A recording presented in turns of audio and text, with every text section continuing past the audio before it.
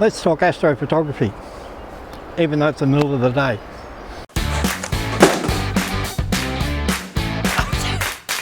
G'day.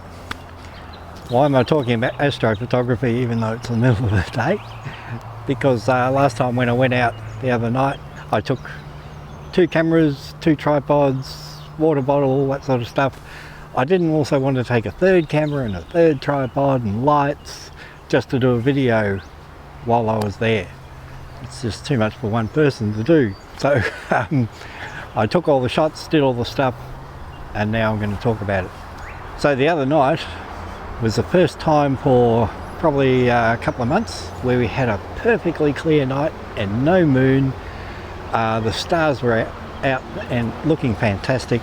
There were no clouds for the whole night. It was fantastic.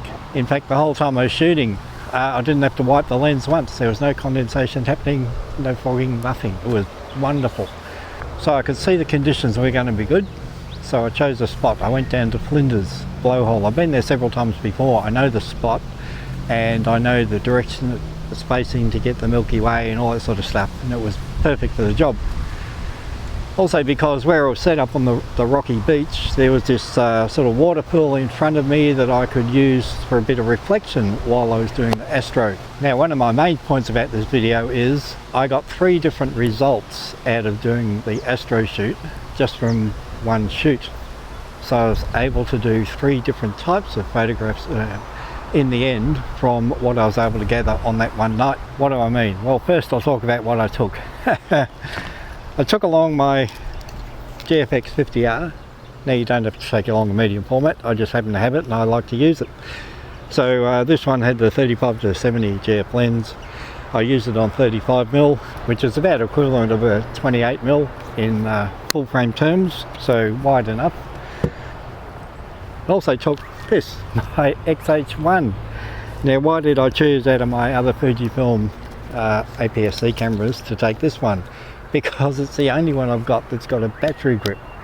So I could last more than one battery without having to stop and change batteries and things. So very handy. And for long shoots, yeah, I'm going to keep this XH1 now. I did have it up for sale, but I'm going to pull it down because having a camera that has 3 batteries in it is fantastic.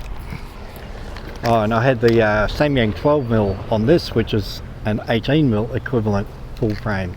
So another wide enough lens. Also set them up differently. My GFX here had shutter speed of 25 seconds. An interval of 1 second between photos. Okay, and just 1 battery in this one. And my XH1 I did differently. Same shutter speed, 25 seconds, but with another 20 seconds on top of that interval between shots, with the 3 batteries lasted for hours. And the reason I did those 2 different types of intervals mainly is because I can get 2 different results from it. With the GFX shooting with just 1 second intervals between shots, it was able to shoot for 2.5 hours. So I got 2.5 hours worth of Milky Way coverage out of the GFX. With the XH1, with the longer intervals and more batteries, I was able to shoot that for 4.5 hours. Not because I ran out of batteries, but because the sky was getting too light. So after 4.5 hours of shooting, I just stopped it.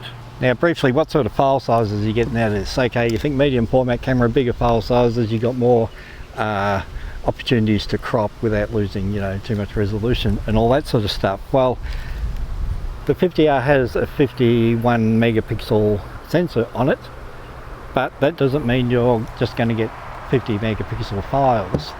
I've often got 100 megapixel files out of that, and on this photo shoot the average size of the raw files was 64 megabytes. So these things will take photos bigger than what their sensor suggests, or you may think. Okay, so bear that in mind. With the XH1, the average file sizes were 17 meg, even though it's got a 23 or 24 megapixel sensor in it. So shooting multiple photos with interval times over hours can give you different results. You can use those files in different ways. First of all, you can choose individual photos from all those photos that you took, several hundred photos.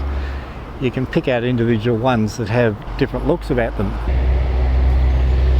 It looks like I'm sitting in the bush, but there's a main road here and a road runner next to me, so there's trucks and cars and everything everywhere.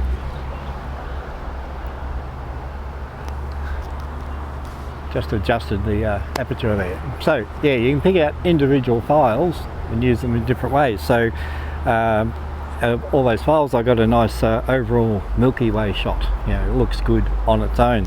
You can pick out files that have lots of satellites in them. So here's one with the infamous Starlink satellites ruining the shot. I reckon a lot of people taking astro really get sick of those Starlink things everywhere. And then of course here's one with a bit of pre-dawn glow in it. So you can, because you're shooting for hours, you can pick those individual photos to show the Milky Way in different ways. So that's one advantage of shooting multiple photos with short intervals in between them. And because you're shooting hundreds of photos, you can also image stack them into one photo for star trails. Okay, and because I was shooting with different intervals on the two different cameras, I got two different results out of the star trails. So because with the GFX I was shooting for a shorter time, the star trails are shorter than what I got from the XH1, which was shooting for over 4 hours. A couple of cyclists. So the star trails then were longer. I got different results out of those two different cameras on the one shoot. Now the third way of dealing with photos when you're doing this is time-lapse. The sun's going everywhere. I'm going to adjust the aperture again. So with the GFX, because it had shorter intervals, okay, I got shorter rotation and slower rotation because the movement of the stars between frames was very small. However, with the XH1, because I had a bigger interval between photos and it shot for longer, I got longer rotation of the Milky Way and it moved faster because the gap between the photos was bigger. So there you go, one photo shoot of the Milky Way, and I was able to get 3 different results. I was able to pull individual files out, I was able to make a star trail photo from the 2 different cameras, and I was able to do time-lapse the photos into a short movie. So yeah, it was not a bit of an experiment, but with one photo shoot I was able to get 3 different results, and I'm quite happy with the 3 different types of ways I was able to play with those photos. So there you go, try that next time you're out shooting. Do a whole lot of interval timing photos, get hundreds of them, play around with them in those different ways. So let us know in the comments below, have you done something like that? I'm sure you have, lots of people do it, but if you haven't, give it a whirl. Whatever you're shooting, whatever camera you got for it, pick it up, take it for a walk, have some fun. Bye.